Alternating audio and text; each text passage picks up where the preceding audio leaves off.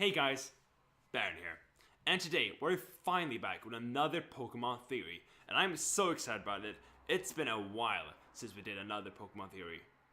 But in this video, we're taking a look at something I've thought about for a while, ever since I did my Legendary Origins video on Raikou and Suicune. If you haven't checked that out, by the way, the link will be up here.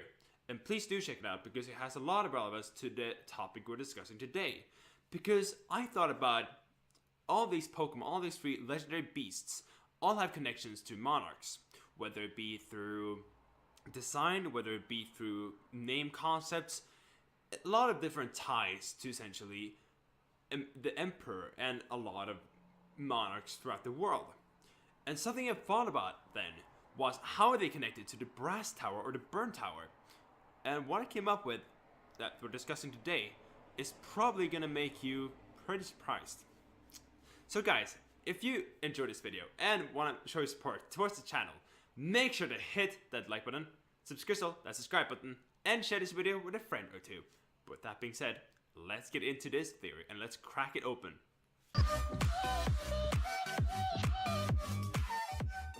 So one thing that I feel like I should open with in this theory is that, according to legend, the three dogs that eventually turn into the three beasts with only ones left in the Brass Tower when it burned down. The Brass Tower is essentially the Burn Tower, so there's no confusion there. But my question is, why would that be? Well, I have a theory, and I have something that could be an explanation towards all this. So the question here is, why would there be wild Pokemon in the Brass Tower? Yeah, now you might say, well, because it's an abandoned tower. But as a matter of fact, it wasn't. As we're told in the Pokemon Generations episode, The Reawakening, the tower was excellently furnished and was luxurious in its design, making it seem more like a temple than an actually abandoned tower with just a Lugia roosting on top, essentially. And even in the Bell Tower, there are only rats in form of Rattata and ghosts in form of Ghastly that actually roam the tower, which means that these places were essentially not Pokemon inhabited. Sure, you could bring a Pokemon along, but that wasn't the main purpose of the tower. It essentially was a place for Pokemon and people together to visit.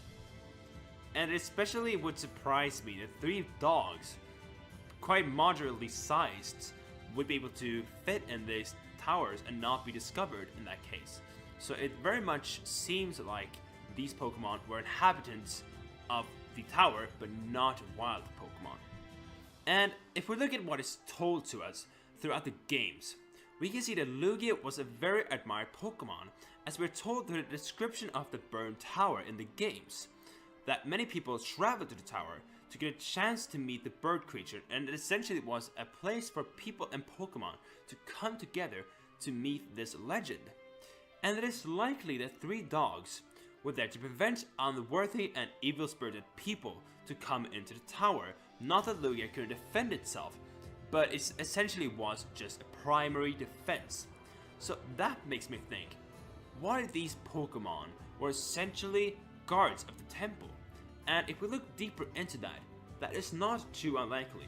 Yet again, referring back to our Legendary Origins episode, covering Raikou and Suicune, we can see that these Pokemon have some origins that can be linked to monarchy and to the sacred.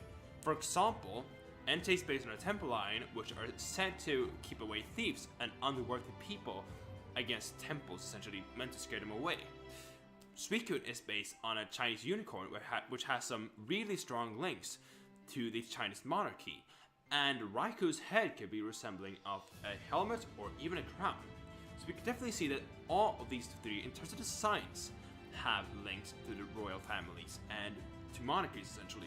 But also their names are linked to it too, because in some shape or form, all the names are based on some kind of emperor or some kind of monarchy, some derivation of the word.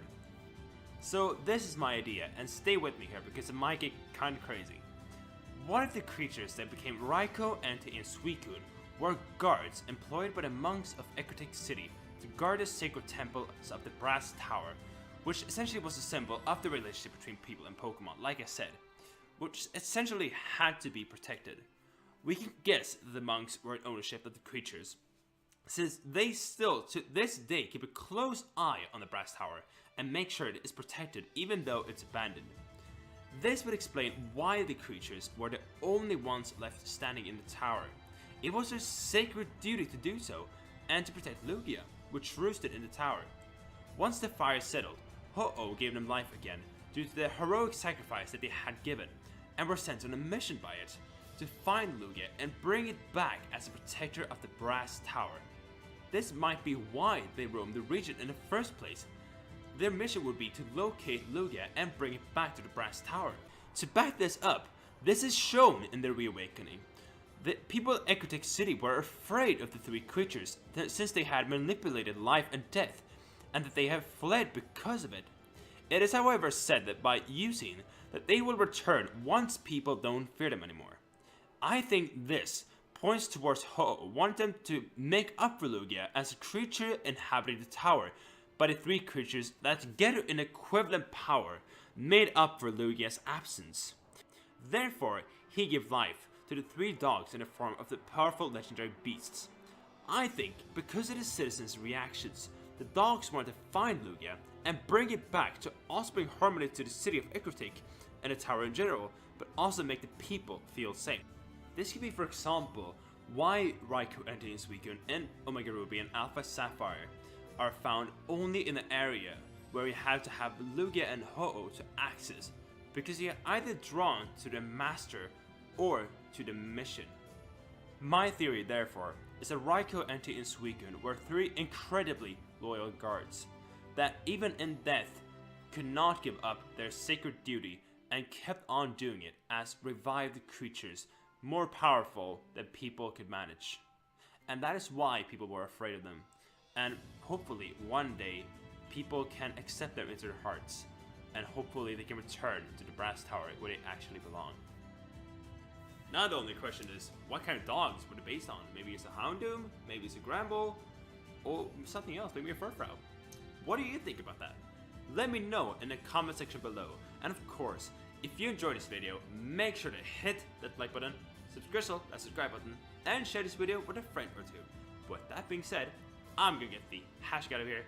Thank you guys for checking out the video. Before, until, and after, see you next time though, stay awesome.